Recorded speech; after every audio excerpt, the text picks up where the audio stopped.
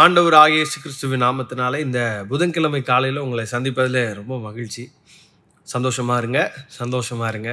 மறுபடியும் சொல்கிறேன், சந்தோஷமா இருங்க. சந்தோஷமா இருக்கிறது தான் நம்முடைய மந்திரம். அதனால் எப்போதுமே சந்தோஷமா இருங்க. நம்ம திங்கட்கிழமை ஒரு காரியம் பார்த்தோம். என்ன அப்படின்னா, மரத்தை போல மாறிட்டா நம்மளோட லைஃப் மாறிடும், ஆசீர்வதிக்கப்படுவோம், மற்றவங்களுக்கு பிரயோஜனமாக மாறணும். வெறும் தண்ணியை மட்டும் வாங்கிட்டு எல்லாருக்கும் தேவையான கனி, பலகை, நிழல் இப்படி நிறைய காரியங்களுக்கு ஒரு மரம் பிரயோஜனமாக இருக்குது அப்படின்னு நான் சொன்னேன். அதனுடைய அடிப்படையில் தான் இந்த வாரம் ஃபுல்லாக நம்ம மரத்தை கொண்டு ஆண்டவர் செய்த காரியங்கள் அப்படின்னு மரத்தை வச்சு சின்ன எக்ஸாம்பிள்ஸாக நம்ம தியானிக்க போகிறோம். அப்போது இந்த வாரம் நம்ம எதை தியானிக்க போகிறோம் அப்படின்னா, யாக்கோபு பற்றி எல்லாருக்குமே தெரியும். யாக்கோபு எப்படிப்பட்டவன், அவனுடைய எத்தன், இப்படியெல்லாம் நிறைய நம்ம சொல்கிறோம். யாக்கோபு அப்படின்னால எத்தன் அப்படிலாம் நமக்கு தெரியும். ஸோ யாக்கோபோட லைஃப்பில் நடந்த ஒரு விஷயம் என்ன அப்படின்னா, யாக்கோபு தன்னுடைய சகோதரன் ஏசாவை ஏமாற்றி அங்கேருந்து தன்னுடைய தகப்பன்கிட்ட ஆசீர்வாதத்தெல்லாம் வாங்கிட்டு தகப்பன் சொல்கிறாரு, நீ வந்து உன் மாமா வீட்டுக்கு போயிரு. மாமா வீட்டுக்கு போயிருன்னு சொன்ன உடனே அவன் மாமா வீட்டுக்கு போகலான்னு கிளம்புறான். கிளம்பி அங்கே போன உடனே மாமா வீட்டில் போயிட்டு லேயாளுக்காக 7 வருஷம், ராகேலுக்காக 7 வருஷம், ஏகதேசம் 20 வருஷம் அவங்க வேலை பார்க்குறான். வேலை பார்க்கும்போது அவனுடைய சம்பளம் என்ன அப்படின்னா, இப்போது அவங்க மாமாட்ட வந்து இவன் சம்பளம் பேசுகிறான். என்ன அப்படின்னா, புள்ளியும் வரியும் கலப்பு நிறம் உள்ளதுமான இப்போ குட்டிகள் எல்லாம் என்னை சேரும், மற்ற ஆடுகள்லாம் உண்மை சேரும். இப்படியெல்லாம் அவனுடைய சம்பளங்களை வந்து அவன் கேட்டகரைஸ் பண்ணி அவங்களுடைய மாமாட்ட கேட்குறான். சரிப்பா, அப்போ அதெல்லாம் உன்னை சேரட்டும் அப்படின்னு சொல்லி அவரும் அதை சம்பளமாக மாற்றும்போது இந்த ஆடுகளுடைய குட்டிகள் இவன் எதிர்பார்க்குற நிறத்தில் இல்லை அதோடைய வரியில் புள்ளியாக வேணும் அப்படின்னா, யாக்கோபு செய்த காரியம் என்ன அப்படின்னா, நம்ம ஆதியாகமம் 30வது அதிகாரம் 37வது வசனத்தில் வாசிக்கும்போது, பின்பு யாக்கோபு பச்சையாய் இருக்கிற புன்னை, வாதுமை, அர்மோன் என்னும் மரங்களின் கொப்புகளை வெட்டி இடையிடையே வெண்மை தோன்றும்படி பட்டை உரித்து, தான் உரித்த கொப்புகளை ஆடுகள் தண்ணீர் குடிக்க வரும்போது கால்வாய்களிலும் தொட்டிகளிலும் ஆடுகளுக்கு எதிராக போட்டு வைப்பான். ஆடுகள் தண்ணீர் குடிக்க வரும்போது பொழிவதுண்டு. ஆடுகள் அந்த கொப்புகளுக்கு முன்பாக பொழிந்தபடியால் அவைகள் கலப்பு நிறம் உள்ளதும் புள்ளி உள்ளதும் வரி உள்ளதுமான குட்டிகளை போட்டது. அவ்வளவுதான்.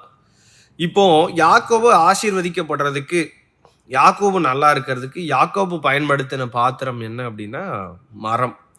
அதான் நம்ம அங்கே வாசித்தோம். 3 வகையான மரங்கள், அதோடைய கொப்புகளை அவன் பயன்படுத்துறதை நம்ம பார்த்தோம். என்ன மரம் அப்படின்னா, புன்னை, வாதுமை, அர்மோன் ஆகிய மரங்களின் கொப்புகளை வெட்டி அதை பட்டை உரிச்சிடும். இது யாரை குறிக்குது? இது என்ன ஆக்ஷனை நம்ம மீன் பண்ணலாம், எதோட நம்ம ஒப்பிட்டு நம்மளோட லைஃப்பை பார்க்கலாம் அப்படின்னா, யாக்கோபு இஸ் ஈக்குவல் டு நம்முடைய ஆண்டவர். அந்த மரம் 3 மரம் பார்த்தீங்களா, புன்னை, வாதுமை, அர்மோன். இந்த 3 மரங்களும் யார் அப்படின்னா, வித்தியாசமான கேரக்டரிஸ்டிக்ஸ் கொண்ட நீங்களும் நானும் தான். என்ன அப்படின்னா, இது 3ம் வித்தியாசப்பட்ட கேரக்டரிஸ்டிக்ஸ் உள்ள மரங்கள். புன்னை வேற, வாதுமை வேற, அர்மோன். இது 3க்கும் வித்தியாசமான அதோடைய ஸ்ட்ரென்த்து வித்தியாசம் இருக்கும், அதோடைய மனம் வித்தியாசம், பூ வித்தியாசம், பழம் வித்தியாசம். அதான் நம்முடைய கேரக்டரிஸ்டிக்ஸை இந்த 3 மரங்களும் குறிக்குது. அப்போ இந்த 3 மரங்களையும் பயன்படுத்தி யாக்கோபு என்ன செஞ்சானா, தன்னுடைய மந்தைகளை காப்பாற்றிக்கிட்டான். அடுத்த ஜெனரேஷன், அவன் இருக்கிற ஆடுகளை வந்து ஏமாற்றி எடுக்கல, அடுத்த ஜெனரேஷனை அந்த மரத்தை பார்த்து அதே மாதிரியே பொழிய வைக்கிறான். பட்டையை உரிச்ச உடனே அது கேப்பாக இருக்கு இல்லையா, அதை பார்த்தோன்னே வரி உள்ள குட்டிகள் விழுது. இந்த மரத்தில் இருக்கிற பூக்களுடைய புள்ளிகளை பார்த்தோன்னே புள்ளியான குட்டிகளை போடுது. அப்போது இது எதை மீன் பண்ணுது அப்படின்னா, சாதாரண ஒரு மரம் தான், ஆனால் அடுத்த ஜெனரேஷனே அதை மாற்றிருச்சு. ஒரு மரத்துடைய பலன் பார்த்தீங்களா, நம்ம சாதாரணமாக மரம்னு பார்த்துட்டு போயிடுறோம், ஆனால் it has some power in it. அதுக்குள்ளே ஒரு வல்லமை இருக்குது. என்ன அப்படின்னா, இதை பார்த்து ஆடு குட்டி பொழியும் போது இதை பார்க்குற குட்டி ஆடு என்ன ஆகுதுன்னா, அதே நிறம் உள்ளதாக மாறுது, அதே போகிற கலப்புள்ளதாக மாறுது, அதே மாதிரி புள்ளி உள்ள.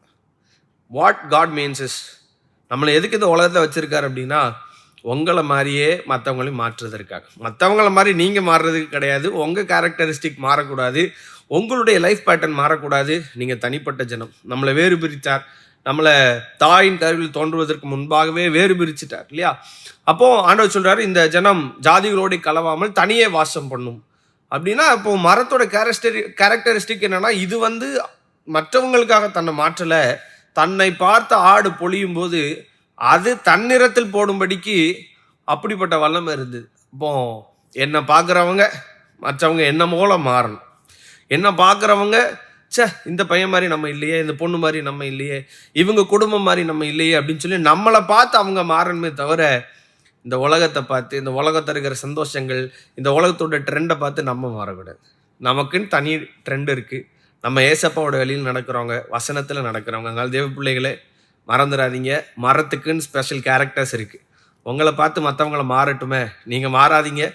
நீங்கள் அப்படியே இருங்க. உங்கள் கூட இருக்கிறவர் பெரியவர். உங்களுக்குள்ளே இருக்கிற வல்லமை பெரியது. உங்களை பார்த்து மற்றவங்க மாறுவாங்க. யாக்கோபுக்கு தேவையான மந்தை பலமுள்ள மந்தையாக மாறும். என்ன அப்படின்னா, ஆண்டவருக்கு தேவையான சேனை, ஆண்டவருக்கு தேவையான ஆத்துமா உங்களை போல உங்களை பார்த்து பலமுள்ள ஆத்துமாக்களாக வரப்போகுது. ரெடியாக இருங்க. God bless you.